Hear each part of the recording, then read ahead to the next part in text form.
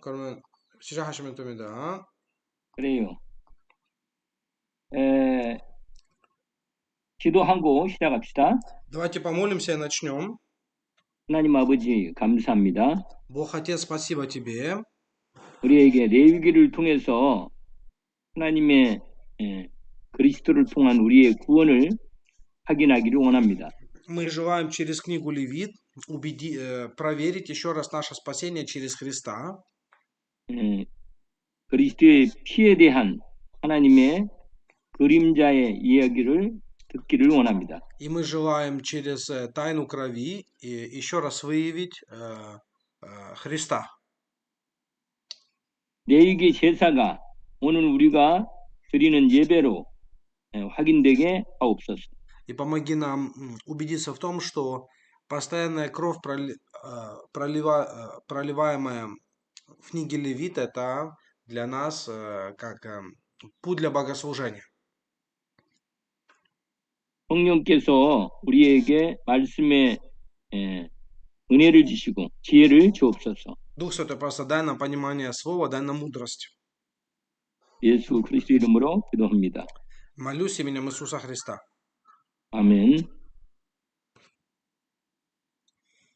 먼저 레위기 전체에 대한 핵심적인 말씀을 좀 봅시다. Давайте для начала посмотрим общее понимание о книге Левит. 레위기 17장 11절 말씀입니다. Левиги 17장? 예, 17장 11절. Давайте с вами посмотрим вместе Левитам 17 главу, 11 стих.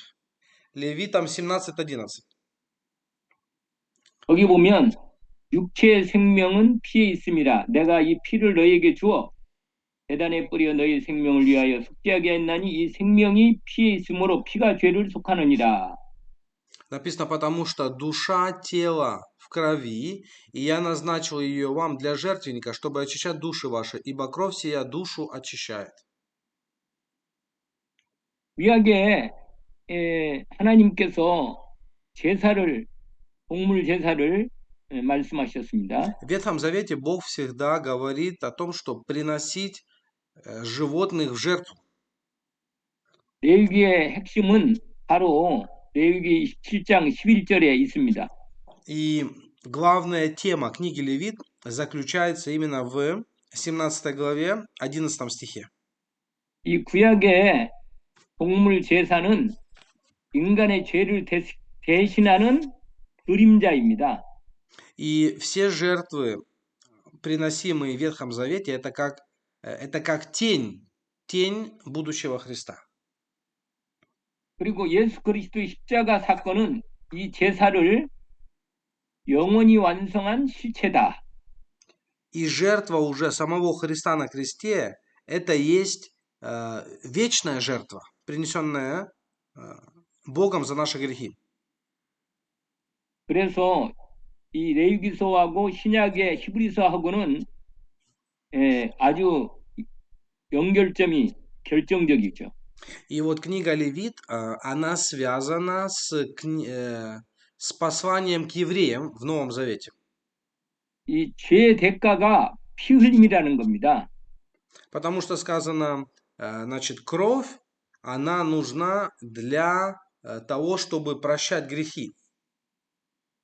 그 히브리서 9장 22절에 보면 피 흘림이 없이는 사함도 없다 말씀하십니다. Допустим, если вы посмотрите Евреям 9:22, сказано, без пролития крови не бывает прощения.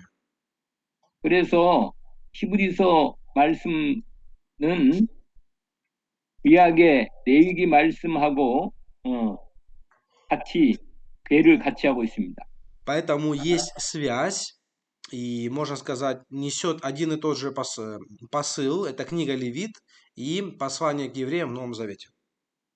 죄를 지은 인간 대신에 흠없는 동물이 죽어 피 흘림으로 죄의 대가를 치른다.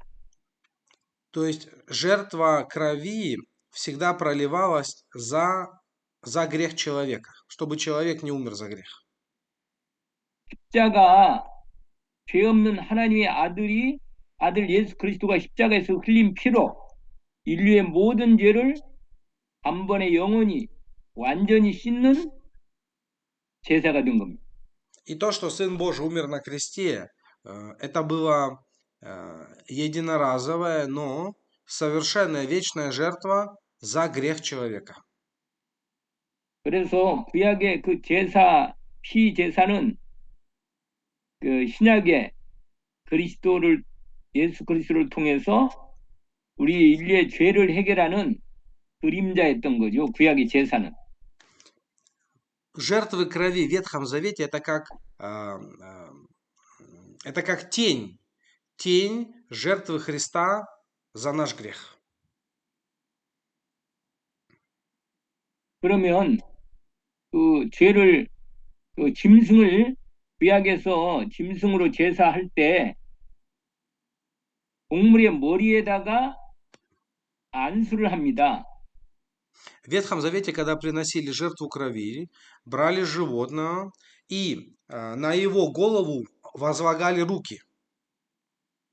동물의 머리 안수할 때 그 제사 드리는 그 사람이 자기 죄를 동물의 머리에다가 옮겨 전가한다 하는 그런 의미로 안수하는 겁니다. В чем был смысл класть руки на голову? Человек, который приносил жертву, свои грехи перекладывал на этого животного. 그러니까 자신의 죄를 동물에게 옮기는 거죠. То есть передача своего греха животному. 십자가에서 우리 인류의 모든 죄악과 저주를 예수 그리스도께 전가되어서 예수님이 대신 십자가에서 심판을 받으시는 겁니다. Иисус Христос, Он тоже берет грех человечества, все проклятия на себя и умирает на кресте именно за человека. 그런데 구약의 동물 제사는 그건 계속 드려야 돼요. 죄를 지으면. Но проблема Ветхого Завета заключалась в том, что после того, как ты даже принес жертву, ты опять грешишь, и нужно опять было жертву приносить. 그리고 그 죄는 구약에서 제사는 계속 안 드리면 죄 문제를 해결을 할 수가 없어. 불완전해요. 그래서 구약의 제사는 불완전하다. В Ветхом Завете, если ты не приносил жертву за грехи, то ты не мог решить проблему своих грехов. Постоянно ты жил в беспокойствах и переживаниях за это. 죄를 지을 때마다 동물을 가져와서 자기 죄를 동물에게 전가 옮겨서 동물을 죽여 제사하는 피 흘려 제사하는 이 부분을 계속 해야 돼요. 죄를 지면. И в Ветхом Завете нужно было постоянно приносить жертву за грех, потому что человек постоянно грешил. 그런데 십자가 예수 그리스도의 십자가의 제사는 자신을 영원한 제물로 한 번에 드려버렸습니다. Но в Новом Завете Иисус Христос самого себя приносит как жертву, и Он за один раз совершил вечное искупление. 그래서 우리의 과거, 현재, 미래 모든 죄를 완전히 영원히 해결했어요. Иисус Христос наши прошлые, настоящие и будущие грехи за раз навечно закончил. 히브리서 10장을 보세요. Посмотрите Евреям 10 главу. 한번 히브리서 10장을 열어봅시다. Давайте откроем, посмотрим Евреям 10 главу. 여기 보면 10장 10절부터 내용이 나와 있어요. 10절부터 14절까지 한번 읽어봐요. 10절부터 그 다음에 14절까지. Давайте посмотрим с 10 по 14 стихи. Евреям 10 глава, 10 по 14 стихи. «По сей-то воле освящены мы единократным принесением тела Иисуса Христа. И всякий священник ежедневно стоит в служении и многократно приносит одни и те же жертвы. которые никогда не смогут истребить грехов, он же, принеся одну жертву за грехи, навсегда воссел одесную Бога, ожидая затем, доколе враги его будут положены в подножие ног его. Ибо он одним приношением навсегда сделал совершаемыми освящаемых. 14절까지 읽었어요? 예, 읽었습니다. 그래, 그거 한번 설명해 볼게요. 거기에 10절에 보면 하나님은 우리를 죄를 용서하고 우리를 구원하시기를 원하십니다. Бог, Он желает, конечно же, искупить наши грехи. 그런데 우리는 우리의 죄로 우리가 죽어야 되니까 하나님께서 우리에게 당신의 피를 준비하신 거예요. 우리를 위해서 하나님이 피를 준비하신 겁니다. Мы сами искупить свой грех не можем. Единственное, что мы можем умереть за грех. Поэтому что Бог делает? Бог для искупления наших грехов приготовил кровь. 그게 바로 예수 그리스도의 피예요. Это и есть кровь Иисуса Христа. 그 예수 그리스도가 우리를 위해서 십자가에서 제물이 돼서 피 흘려서 단번에 드리신 겁니다. Иисус Христос, Он сам пошел как жертва на крест, и пролив кровь единократно, Он простил нам все грехи. 그래서 우리가 예수 그리스도 십자가의 피의 은혜를 믿음으로 받으면 우리의 죄가 깨끗해집니다. И если мы верою принимаем эту благодать пролитой крови за нас, то мы получаем спасение. 그래서 우리가 거룩함을 입은 거예요. Мы получаем освобождение от всех грехов, становимся освященными людьми. 11절에는 그 히브리서 10장 11절에는 제사장이 매일 서서 섬기면서 같은 제사를 자꾸 계속 드려야 돼.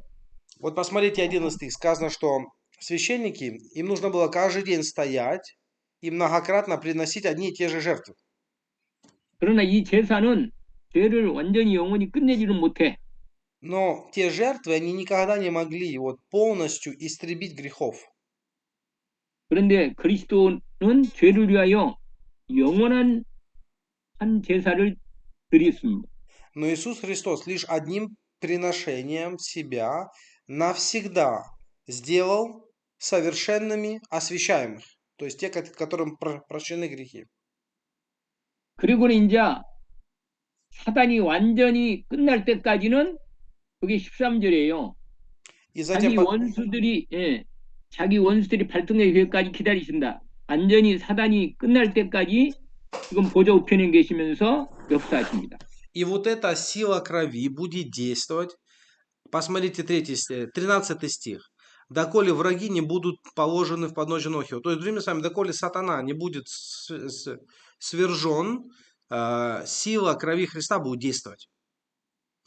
하나님께서는 그리스도의 피를 믿는 자에게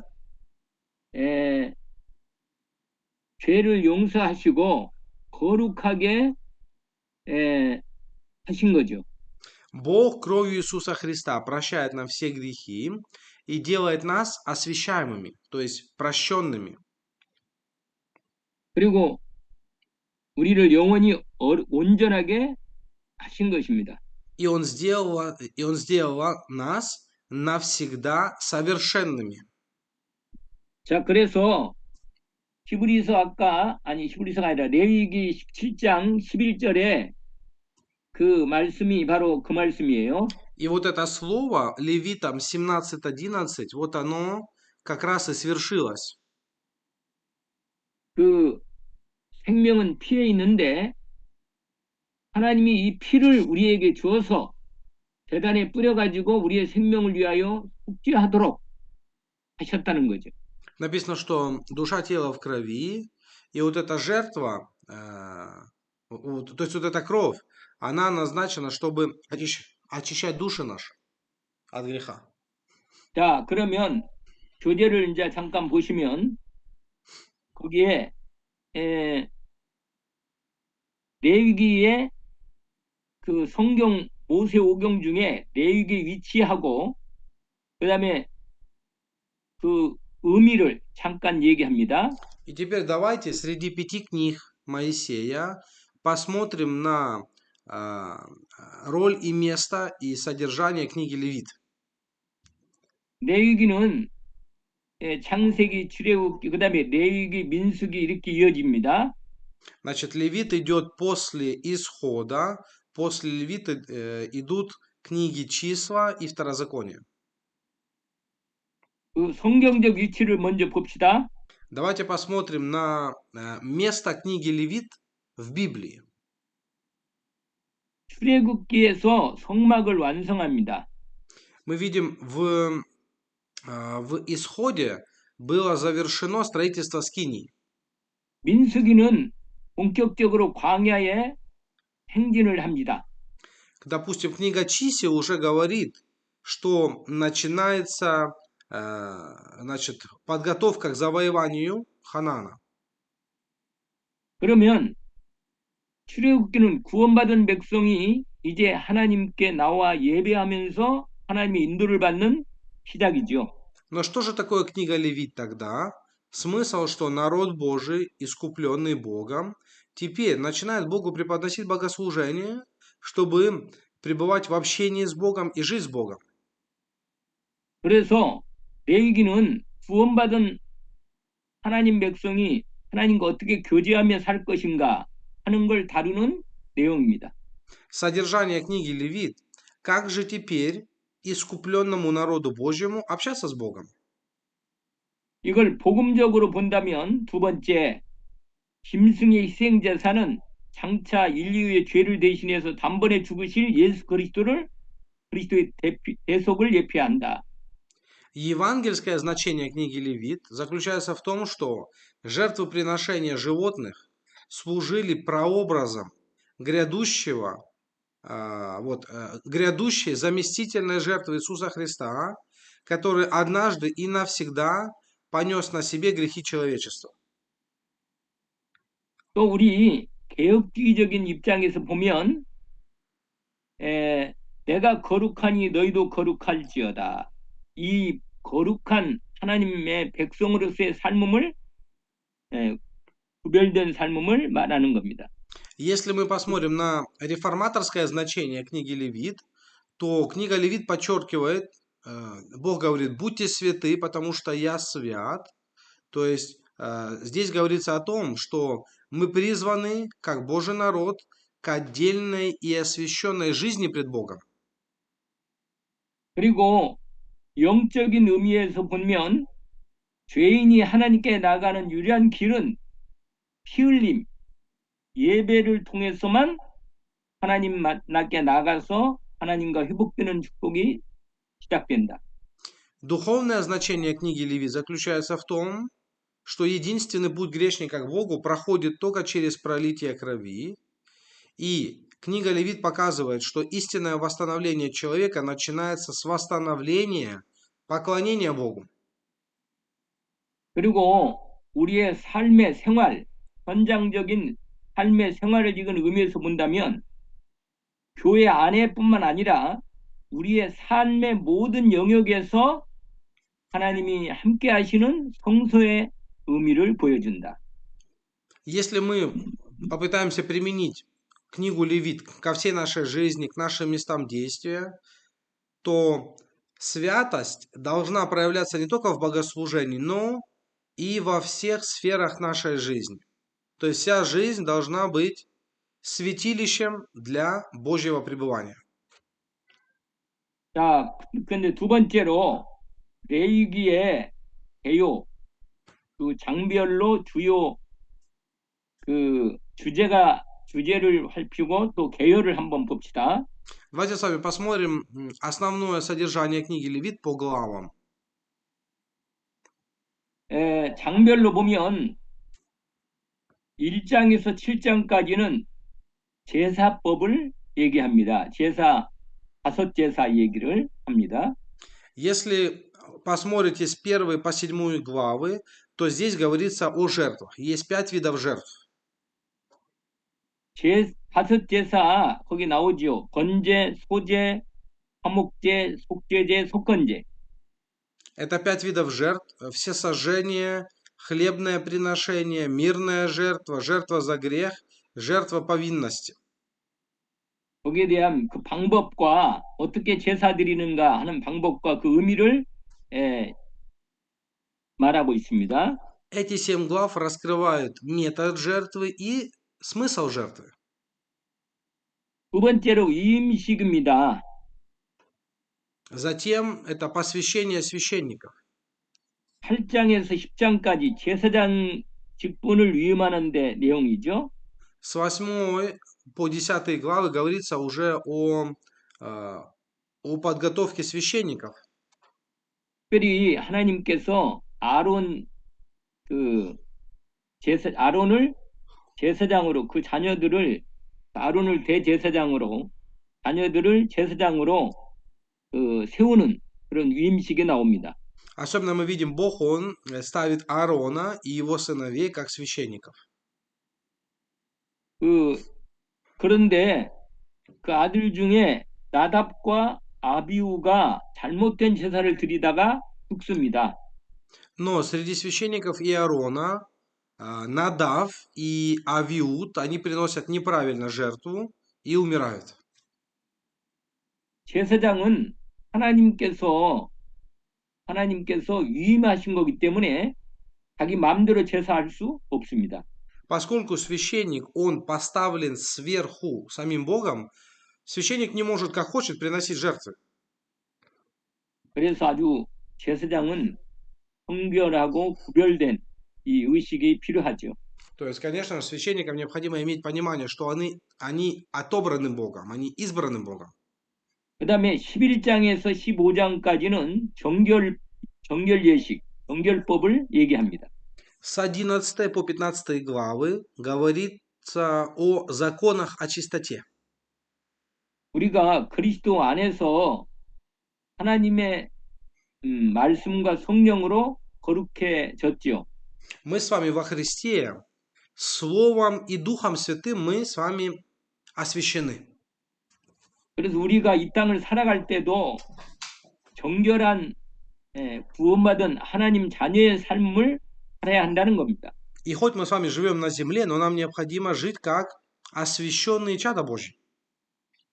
뭐가 정한 것이고 뭐가 부정한 것인지 또 어떤 때 부정하게 되고 어떤 때 그 정결하게 되는지를 구체적으로 삶에서 나오는 얘기를 말합니다. С 11 по 15 главы говорится детально, что чисто, что нечисто, как очищаться, как пребывать в чистоте в жизни веры. 대표적으로 뭐 산후 출산한 다음에 어떻게 정결하게 되는지 또 나병, 운동병은 어떤지 또 유출병은 어떻게 해야 하는지 이런 구체적인 내용들이 나옵니다. Очень детально объясняется там, допустим, кровь человека, потом проказа, телесные всякие истечения, как от этого очищаться. 자, 그 다음에 아주 중요한 장이 하나 있는데 16장입니다. Затем очень важная глава, это 16 глава. 그 장은 대속죄일에 대한 말씀입니다. Здесь говорится о дне искупления. 1년에 한 번 대속죄일을 7월 10일인데 대속죄일을 통하여 모든 이스라엘 백성들의 죄를 사하는 그런 날입니다. 아주 거룩한 날이죠. Вот Великий день искупления, это самый святой день года для очищения грехов всего народа. Обычно это было где-то это 11 октября, то есть это очень важный день в году. 이때는 대제사장이 지성소에 언약궤가 있는 지성소에 1년에 한 번 들어가서 거기에 피를 가져와서 뿌리고 죄사함을 받게 됩니다. Обычно в тот день великий первосвященник, он входил в святое святых и приносил грех за весь народ и получал оправдание грехов для всего народа. 그 다음에는 이 17장에서 22장까지는 삶의 성결한 내용들이 나옵니다. С 17 по 22 главы говорится о святости жизни. 우리 아까도 17장 읽었지만 생활에서 그 도덕적이고 윤리적인 성결이나 제사장이 어떻게 성결할 것인지 이런 성결법에 대한 얘기입니다. Здесь говорится о законах святости, то есть закон о крови, потом о нравственной чистоте, затем святость священника, все здесь говорится. 구체적으로 우리의 삶이 하나님의 나라의 백성으로서의 삶에 대한 거룩함을 유지하라는 겁니다. Говорится о том, что нам необходимо, как священникам, поддерживать святость в своей обыденной жизни.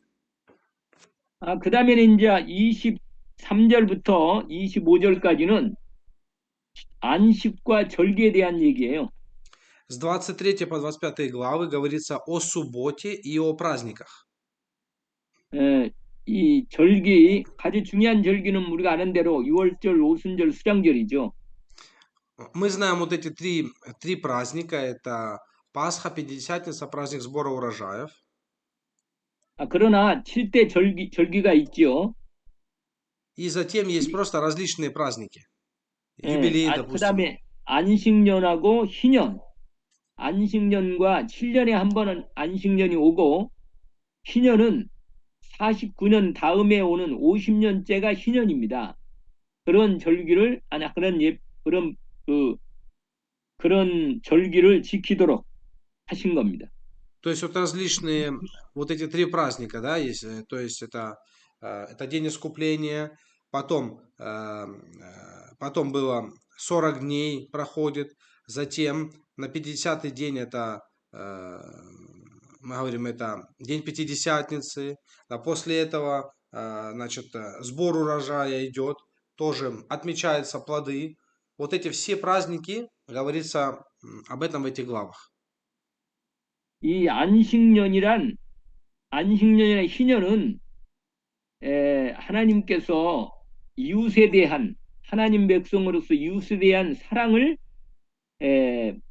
주시고자 하시는 것입니다. 자유와 거기 나오죠. 회복을 주시고자 하는 거죠.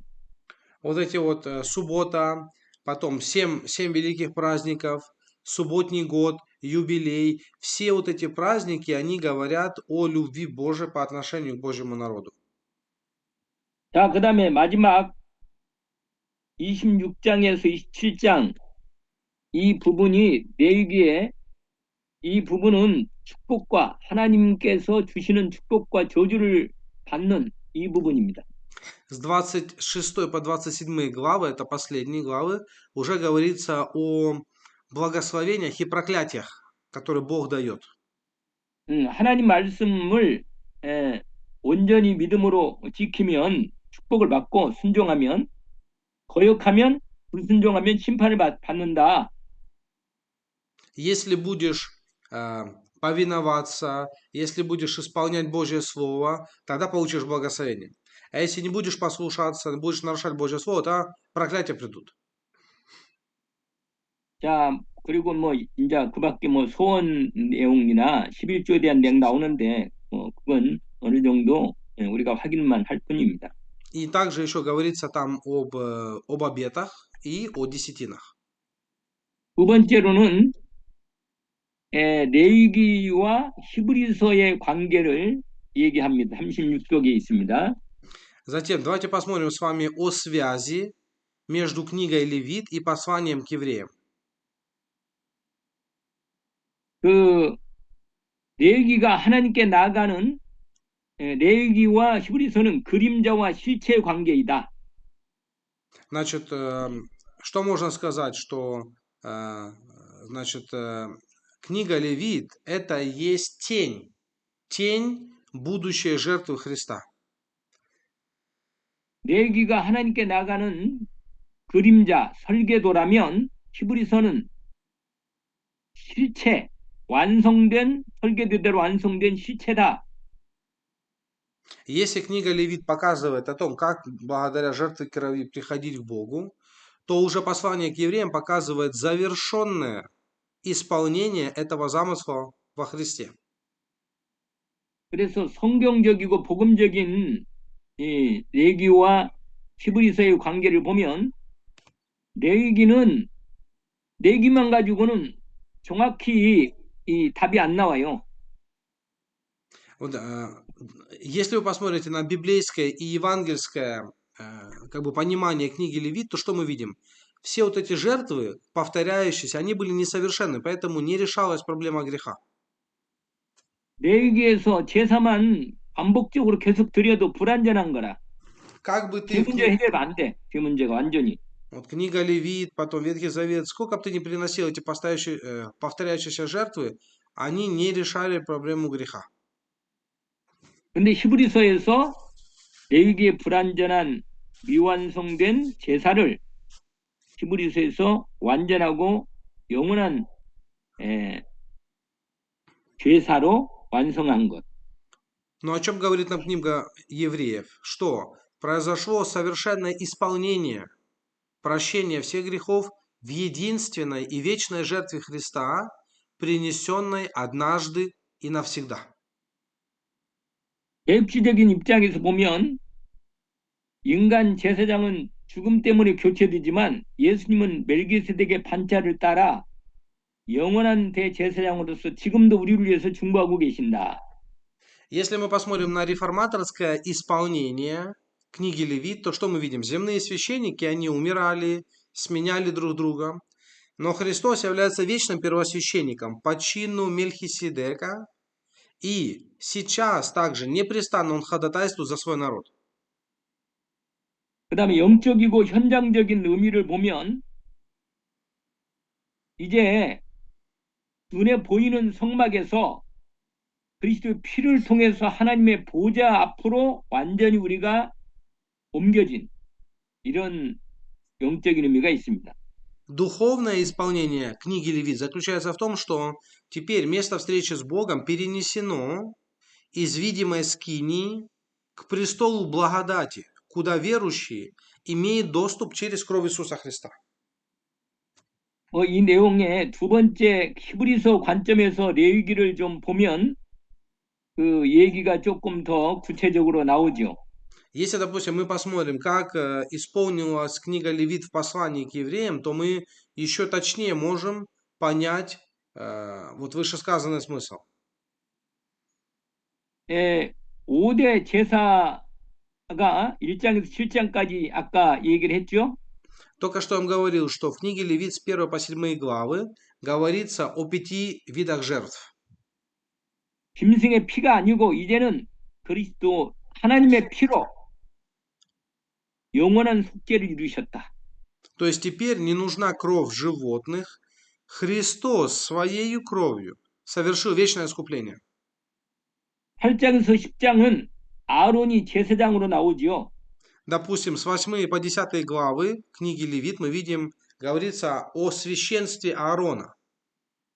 그러나 아론도 죽고 그 자식들도 제사장도 죽어 인간적인 제사장은 연약하기 때문에 이 영원한 제사장이 못 된대. 예수님은 당신은 하나님이시기 때문에 단번에 영원히 제사장으로 우리에게 영원한 대제사장 우리를 위해서 지금도 돕고 인도하신다는 거죠. Но Аарон умер, другие священники умерли, потому что они были несовершенны. Поэтому для нас теперь вечным и совершенным первосвященником является только Христос, который является Богом. 그 다음에 11장에서 15장까지는 정결 규례에 대한 얘기죠. Затем в книге Левит с 11 по 15 главу мы видим законы очищения. 그 레위기에서는 이 육체 몸을 더럽히거나 또 여러 가지 죄 때문에 더러워진 이 부정한 부분을 꼭 그 규례를 따라서 해야 돼요. Допустим, в книге Левита в основном подчеркивалось очищение тела, там болезни, всякие нечистоты. 그래서 양심적으로는 이게 깨끗하면 안 돼. Поэтому не очищалась именно совесть в то время. 그런데 그리스도 예수를 통하여서는 우리의 양심과 모든 우리의 삶이 온전히 깨끗하게집니다. Но теперь, через Иисуса Христа, и наша совесть, и вся наша жизнь освящается. 7장에서 22장까지는 그 성결한 삶에 대한 얘기인데 우리 주님이 영문 밖에서 고난 당하심으로 골고다에서 고난 당하셨잖아요. 우리를 Затем, 완전히 거룩하게 하신 거예요.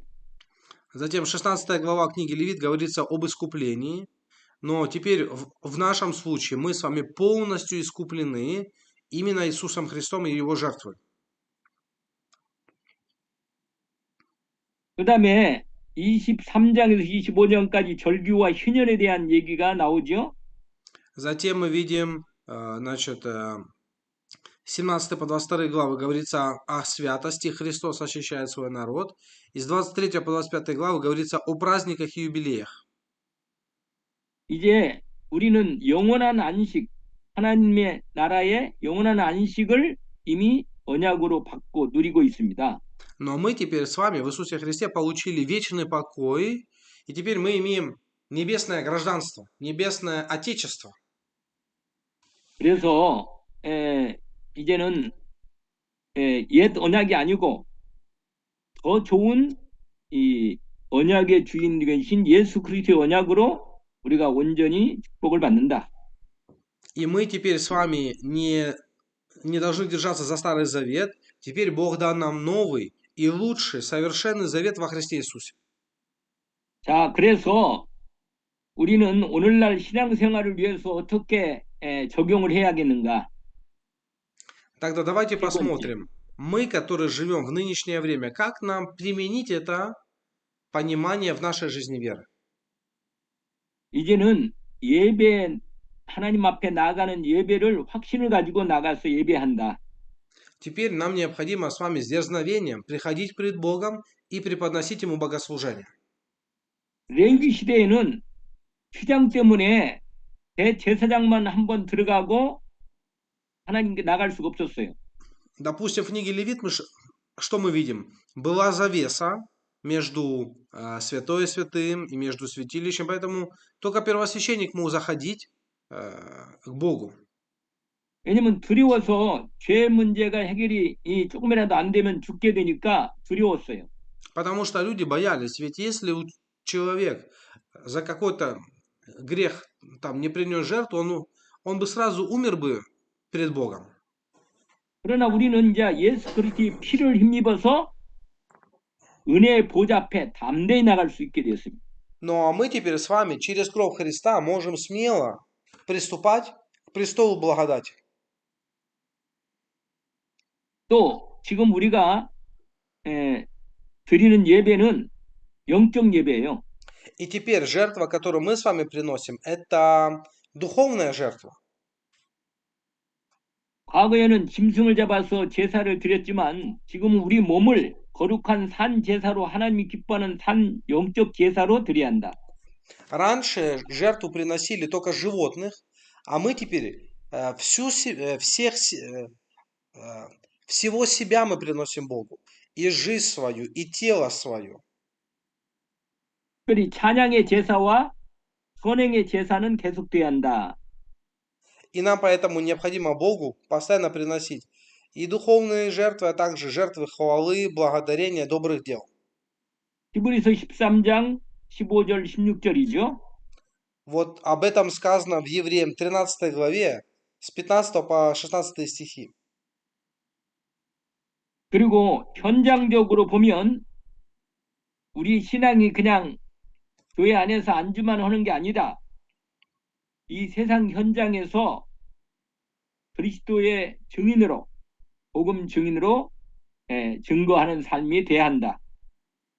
И раньше жизнь веры люди приносили только в храме, но мы теперь с вами, мы теперь можем вести жизнь веру в мире. То есть даже когда мы выходим в мир, и там мы можем быть свидетелями Евангелия среди людей. 우리는 어떻게 우리의 삶을 생활을 승리하느냐? 믿음의 주요 온전케 하는 이신 예수를 바라보자. 히브리서 12장 1절 2절입니다. И как мы в этом мире можем с вами одерживать победу в нашей жизни веры? Евреям 12 глава, с 1 по 2 стихи сказано: «Теперь мы призваны нести свой путь, взирая на Иисуса Христа, на начальника и совершителя нашей веры». 자, 그 다음 장입니다. 37쪽에 있는 레위기 5대 제사를 그리스도께서 그의 공생애와 십자가에서 어떻게 이루셨나 이겁니다. Давайте также посмотрим про 5 жертв в книге Левит и как они исполнились во Христе. 레위기의 5대 제사는 그리스도께서 십자가에서 단번에 이루신 완전한 구속사역을 5가지로 보여주는 예표입니다. Вот эти вот 5 жертв, которые в книге Левите описаны, это есть пророчество о совершенной жертве Иисуса Христа, жертве искупления, которую Он совершит на кресте. 첫 번째로 번제가 있죠. Первое, это была жертва всесожжения. 원래 제물을 전부 태워서 하나님께 완전히 향기로 드리는 제사입니다. Жертва всесожжения – это когда брали животного и всего животного с его органами совсем приносили Богу. 전적인 순종과 헌신입니다. То есть это говорится о том, что полное послушание Богу, полная жертва Богу. 우리가 그렇게 하나님께 드리지 않은데 우리 대신에 그리스도께서 당신을 완전히 전적으로 순종하고 헌신하셨습니다. Мы, конечно же, не можем еще так сделать, поэтому Христос во время своего земного служения, Он жил в совершенном послушании Отцу, и на кресте Он полностью отдал себя Богу без остатка. 그래서 우리는 오직 그리스도로 하나님께 드리는 겁니다. Поэтому мы тоже можем Богу себя принести только Христом. 두 번째로 소제입니다. 소제. Вторая жертва – это было хлебное приношение. 이 소제는 피 없는 제사예요. Хлебное приношение, здесь о чем говорилось, это был, жертва без семян. 고운 곡식가루, 기름, 유향을 섞어서 드리는 피 없는 제사다. То есть вот брали там, муку, немного масла, смешивали, вот это все приносили Богу. 이 제사는 흠없는 인성, 그리스도의 인성과 거룩한 삶을 상징하는 제사입니다. То есть можно сказать, что это жертва Христа, то есть смиренная жизнь, нравственное совершенство. Это все как благоухание жертвы пред Богом. 우리 예수 그리스도는 죄가 하나도 없으신 분이시다. Христос, Он также, Он сам вообще без единого греха. 그래서 그분의 성품, 인품이 하나님 앞에 온전히 드려지는, 그래서 거룩하게 우리의 삶을 거룩하게 하시는 은혜를 드려진 겁니다. Вот как Христос был без греха, отдал себя Богу, так и мы тоже должны жить вот такой священной жизнью и отдать себя Богу полностью. 세 번째로 화목제입니다. Третья жертва – это была мирная жертва. 하나님과 우리 인간, 죄인인 인간과의 원수 관계였죠. 우리가 죄를 짓고. Вообще-то изначально отношения Бога и человека это были как отношения святого Бога и грешного человека. То есть это как мы были как враги Богу из-за греха. 그러나 그리스도의 십자가의 은혜로 하나님과 우리는 화목하게 되었습니다. Но Христос, Он объединил нас, Он соединил нас с Богом. 그래서 화목제는 하나님과 우리와의 관계가 화목된 것으로서 그 축복을 함께 누리는 것이다. Поэтому смысл мирной жертвы, что вот через Христа происходит наше воссоединение с Богом, примирение с Богом, чтобы мы могли общаться с Богом. 그 다음에 속죄제입니다. 네 번째 속죄제. Четвертая жертва это была жертва за грех. 이 죄는 모든 우리 인간의 죄를 다 하시는 그런 제사죠. Это была жертва за все наши грехи. 우리 주님이 십자가에서 원죄, 자범죄, 조상죄 다 십자가 담론에 영원히 해결하셨습니다. И наш Господь Христос, Он также наши собственные грехи, грехи предков, первородный грех, Он понес на крест и совершил полное искупление. 그 다음에 속건제가 있어요. Затем это пятая жертва, это жертва повинности. 이건 성물이나 이웃의 어떤 물건이나 재산상의 손해를 끼칠 때 갚아야 하는 제사입니다. Это была жертва, когда значит, возмещали ущерб, принесенный грехом. Может быть, там кого-то, значит, кому-то, значит, принес какую-то боль, кто-то умер из-за греха, ну и так далее. 내가 만약에 이웃집 걸 그 물건을 2개를 훔쳤다. То есть, допустим, кто-то украл что-то у кого-то. 그러면 아니 5개를 훔치면 5분의 1 원금 플러스 5분의 1을 보상해서 제사 그렇게 그걸 갚아야 하는 거예요. Вот, допустим, я бы украл там каких-то 5 вещей, вот 1/5 от украденного вот нужно было приносить. 다른 말로 말하면 우리가 죄를 지은 것에 대해서 그 물건에 대한 부분이 손해를 끼치면 충분히 보상을 해줘야 한다 그 말이에요. То есть, другими словами, нужно было полностью возмещать ущерб, не 1/5, а вот полностью нужно было возмещить ущерб, вот, который был причинен грехом, то есть своими поступками. 속건제를 통해서 우리가 우리의 이웃에게 해를 끼친 그런 여러 가지 부분에 대해서 죄 해결을 받아야 한다는 거죠. То есть, другими словами, вот, через жертву повинности удовлетворялись требования Божьей справедливости и плата цены за нашего искупления своей жизнью. 자, 그다음에 그 다음 장에 보면 38쪽에 보면 결론이 나와 있습니다. Давайте с вами посмотрим заключение. 결론과 적용을 보면 그리스도께서 번제처럼 헌신하셨고 보제처럼 순결하셨으며 화목제처럼 평안을 주셨고 속죄제와 속건제처럼 우리의 죄와 허물을 담당하셨고 거기까지 얘기해 보세요. Значит, в заключение можно сказать следующее. Христос посвятил себя Богу как жертва всесожжения. Жил в совершенной чистоте, как хлебное приношение.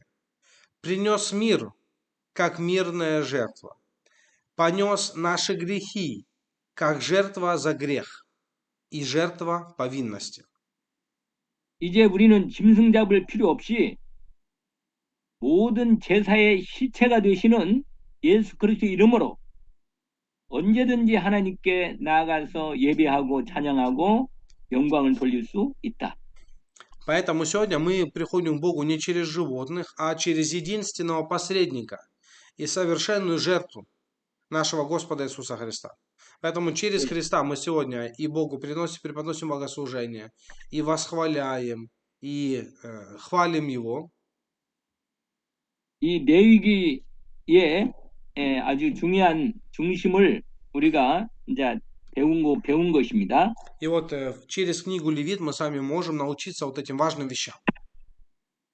특별히 한 내용을 하나 좀 더 살필 게 있는데 그게 뭐냐면 대속죄일에 행해지는 두 염소 이야기입니다. 레위기 16장에.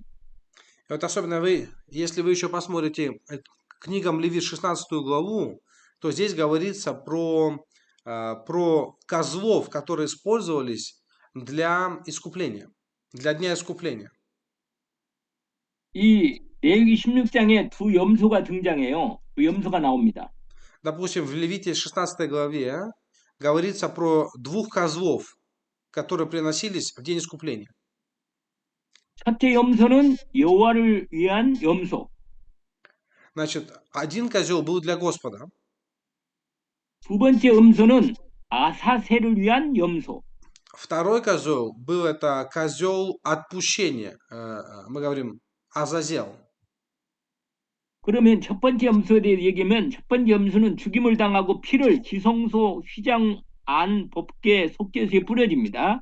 Вот, допустим, первый козел, который был для Господа, он закалывался, и его кровь носилась во святое святых. 우리 주님이 이, 이 여호와를 위한 어린 양이 되셔가지고 완전히 그 피를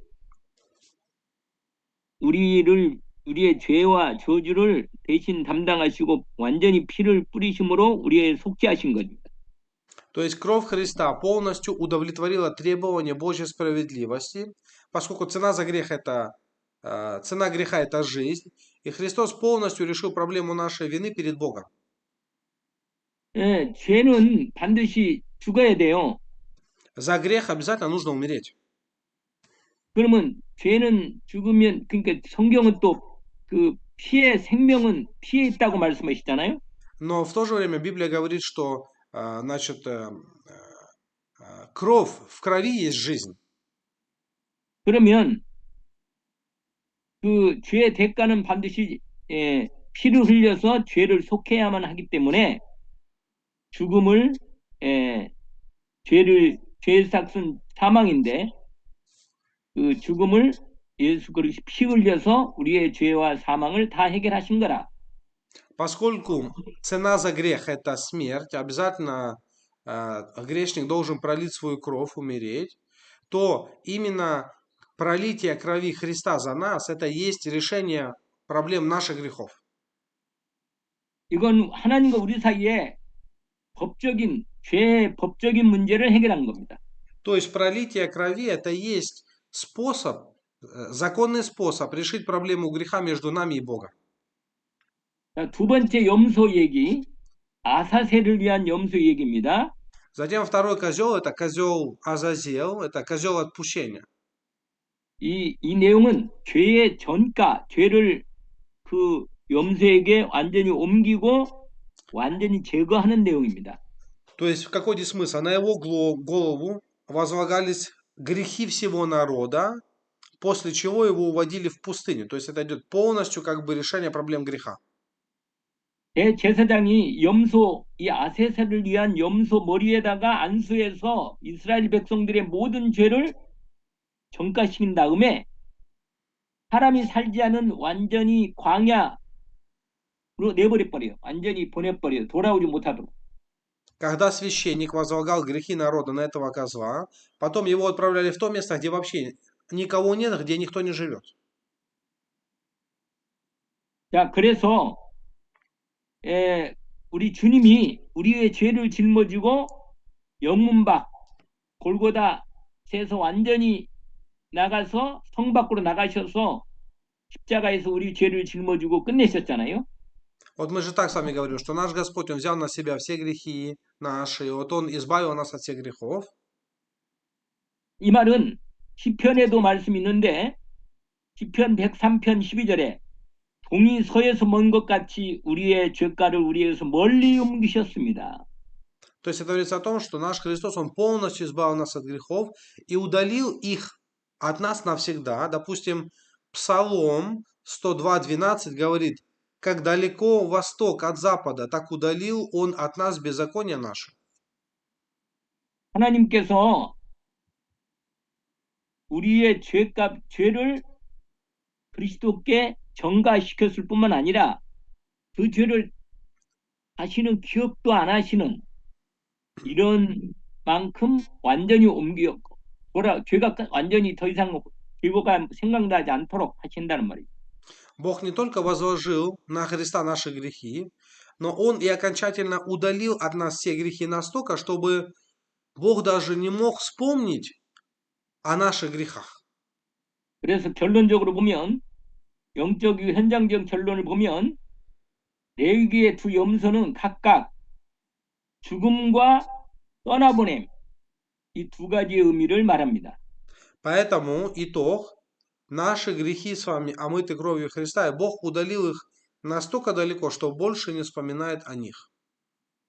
예수님이 십자가에서 죽으신 피 흘린 것은 우리의 죄를 대신해서 죽은 거고, 그 다음에 그 영문 밖에서 죽으신 것은 죄를 완전히 멀리 제거해버렸다는 뜻입니다. То есть говорится о том, что полностью все наши грехи удалены от нас Богом через жертву Иисуса Христа.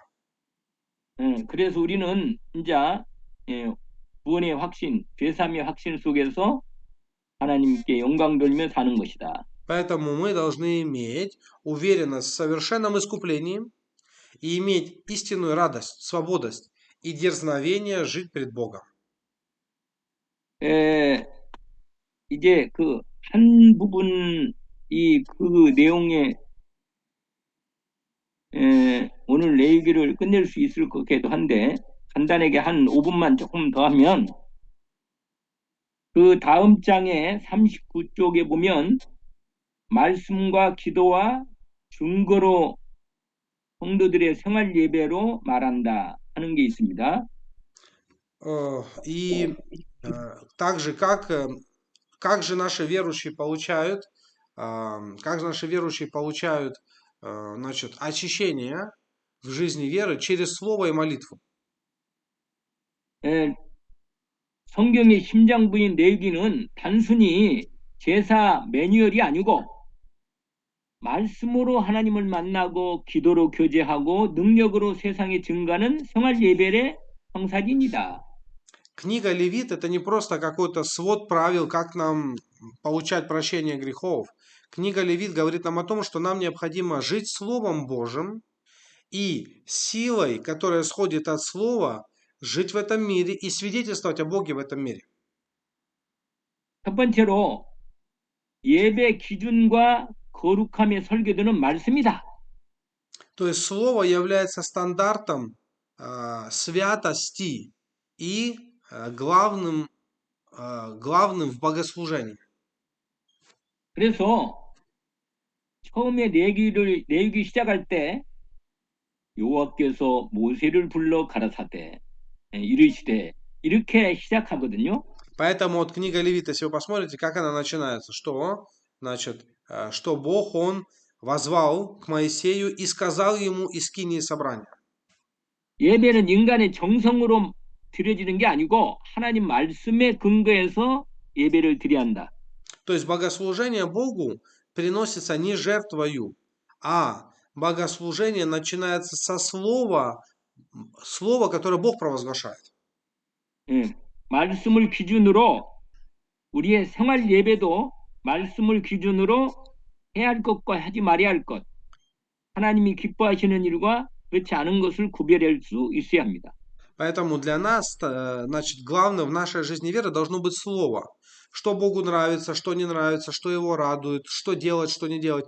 Все должно быть на основании слова.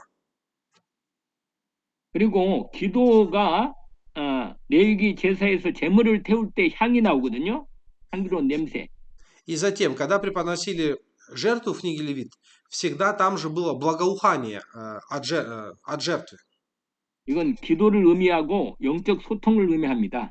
Вот это благоухание жертвы говорит нам о молитве и о общении с Богом. 제사장이 아침 저녁으로 등불을 끄지 않고 분향단을 향을 피웠는데 성도는 하나님께 끊임없이 영적 호흡으로 기도해야 한다. Вот подобно тому, как священник, он вставал утром, он зажигал эти благоухания, подобно тому, верующим надо всю жизнь свою начинать и проводить в молитве общения с Богом.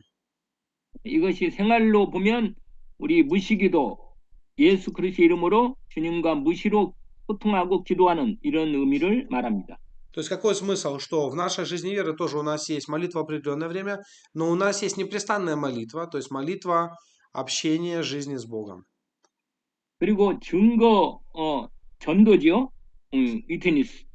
생활 속에서 우리가 그리스도를 나타내는 이 캠프의 그리스도의 빛을 나타내는 캠프의 생활이 돼야 한다. А также, что такое проповедование в нашей жизни?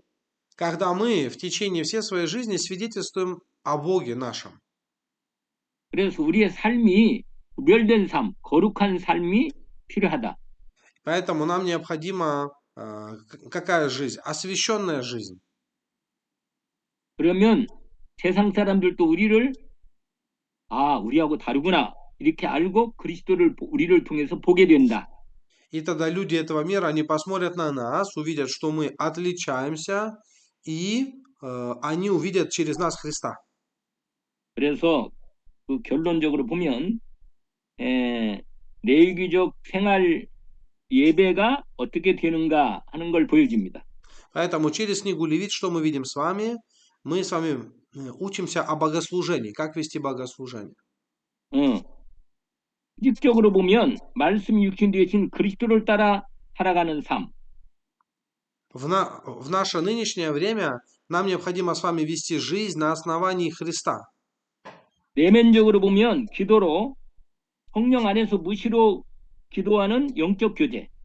А также нам необходимо вести жизнь веры в молитве, то есть постоянное общение с Богом. 평적으로 보면 세상 속에서 빛과 소금을 드러내는 그리스도의 빛의 삶.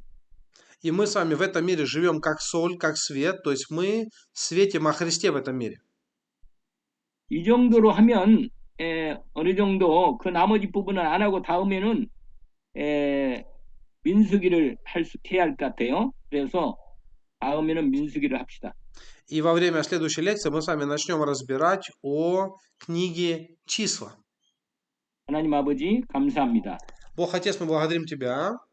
레위기를 통해서 우리에게 아주 중요한 우리의 삶의 예배까지 배웠습니다. Сегодня через книгу Левит мы научились о богослужении в нашей жизни. 예수 그리스도께서 십자가에서 우리를 위하여 완전하고 영원한 한 번 제사를 드리십니다. Иисус Христос, Он за наши грехи принес одну, но вечную, единоразовую жертву.